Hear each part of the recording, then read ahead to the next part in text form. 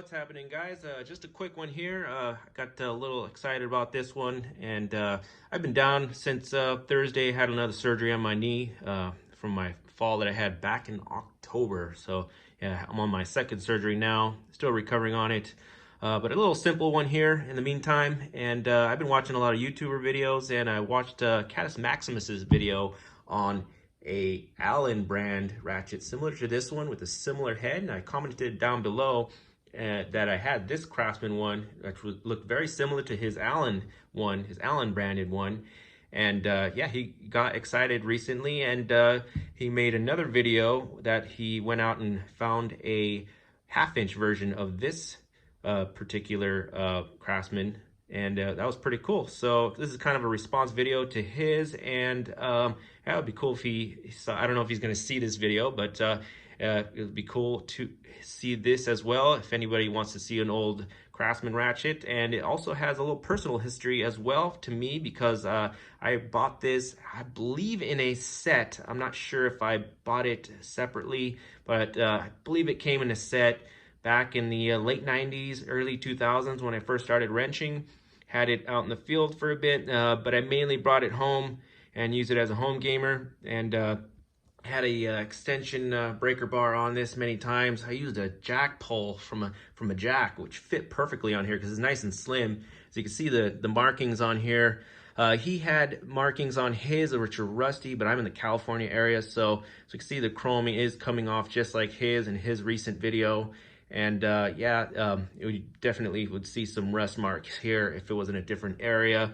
So the chrome job on his is mine seems a little bit more satiny than his, but it is more of a shiny chrome if you really look at it. Definitely used it as a hammer several times. But yeah, late 90s, early 2000s when this was acquired by me with the VN. I looked it up. It's from the Danaher Corporation. So Danaher did acquire Allen. So Allen was known from their Allen keys. So we call Allen keys, but there's just the brand name Allen. So Allen also made ratchets like these with this similar head at that time from the Danaher Corporation. So Danaher had Allen for a while. Danaher was making Craftsman for a while in the 90s.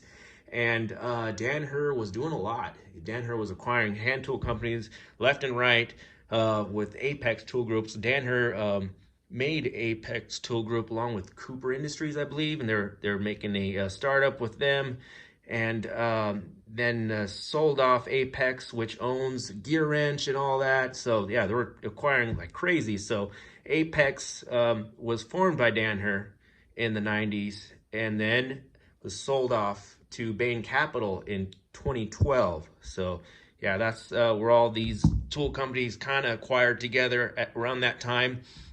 And I think even Matco stayed with Danaher for a little while, till about 2016, I believe. Yeah, Danaher sold it off in 2016. So Danaher is still around, but they're like a biometrics company or something. They're still around. So you see, if you look up Danaher, they're like all biometric stuff. So pretty cool on that. Little history lesson on this ratchet here. Yeah, let's take a look at inside and see if mine looks a little same. This one has like a copper coating on it, as you can see on the switch. I believe most of them are black, but yeah, you can see the black fading off. So black fades off to copper, a little copper coating, and then you got the zinc-ish, I don't know if I believe this is zinc, but you got the pot metal switch exposed underneath on this one. The head definitely has some use. Definitely gone on it real good there. But yeah, let's take it apart and see what this 43175 looks like. Alright, so we're having some Craftsman carnage here. It took a T15 to take that out with the other Craftsman here that I had during that era, which is a VP, also made by Danaher Corporation at that time. These had a lot of sharp edges on it. Here's my half-inch. VQ and VP were about that same era, early 2000s. Here's the 44807 and the 44809 half-inch. And yeah, you can see the sharp edges on here. Did not like that at the time, so I took a grinder to this one. Made it nice and round. But yeah, these were just brutal. This switch would just flip back on you every time. It got so annoying too. just this switch. This 1/2 inch wasn't too bad, but yeah, this Craftsman era was yeah, the bee's knees back in the days for DIY. So took the T15 off here, and where'd it go? Where'd she go? There it is. We're gonna be looking at this together, and right there, the spring came off with the little peg here, and we have a little V-notch at the top. So the V-notch sits right up there on the other side of the ridge right there, and then the pawl is up here. So it's a block pawl, like Catus Maximus said in his video, and we can see a little recess up there, and yeah, this has got some use to it. Oh, there is the pawl, and the spring moves the pawl back and forth and wedges it against the edge here. So you can see, this is a solid barrel here, and it rides against the edge here. So it all rides against the inside of the ratchet here, and the pawl wedges in against the edge. So we got nice tooth coverage there, and it wedges in, as you can see, like that. And then the spring springs it back to the other side when you want to go the other way, and it wedges it in. And also the spring keeps it in the middle, because all it's going to do is just sit there. So see, I can't go anywhere right now, so it keeps it in the middle so you can ratchet.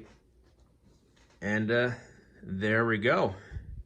Very nice construction here. It is super beefy, and definitely saved me many times with that breaker bar.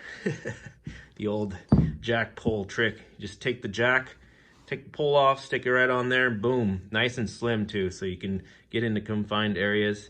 And yeah, this just sits right there on the other side and keeps that pawl centered. And yeah, that's that little spring. All it does is keeps it there. Pretty cool. So there you have it. A view of the Craftsman. Don't want to make this video too long, so I'm not going to take these two apart, but yeah, these are cool as well. Definitely a little cool little history lesson there for you guys. And yeah, thank you for watching, and on to the next.